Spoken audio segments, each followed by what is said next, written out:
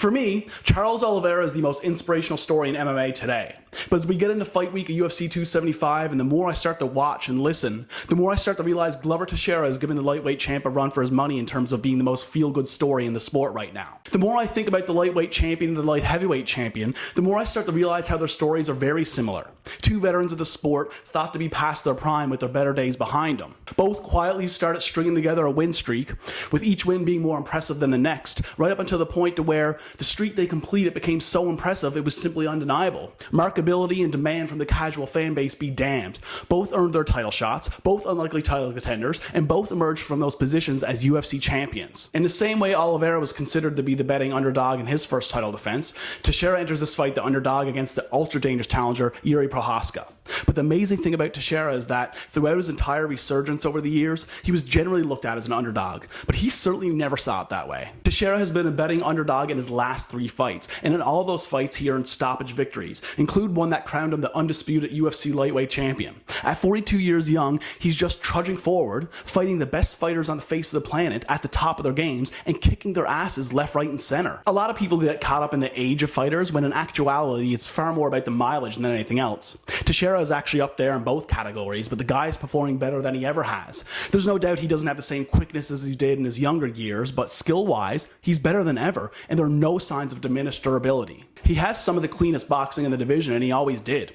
His output tends to be a little lower than it was in his earlier years, but I don't believe that to be a conditioning thing. I truly think he's both conserving energy as well as making better choices with higher probability of being successful. I think this way because of his performances. He's hurt everybody he's fought on this 6-fight win streak with his hands at one point or another, and while he still throws combinations, it isn't as haphazard as it used to be. I spoke with Teixeira before he fought Anthony Smith. It was a big fight for him at the time because he was back on as the main event after riding an impressive 3-fight win streak.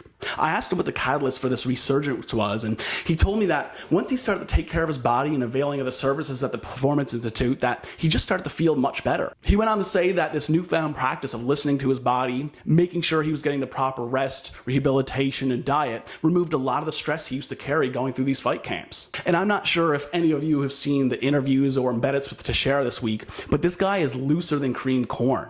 He couldn't seem any more relaxed or happy heading into this fight.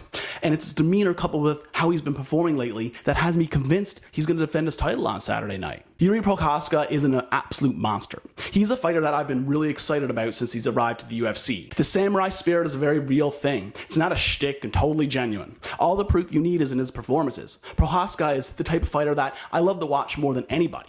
There's none of that self-promotion nonsense we gotta suffer through. He's just an elite, talented fighter who's straight up nasty, who's just an interesting character as his true self. Someone like him sets a good example for the next generation, a true martial artist. He's got 23 first-round finishes and a 12-fight win streak. Absolutely phenomenal technical prowess with all 8 limbs. He's an all-action guy with picture-perfect technique and power to boot.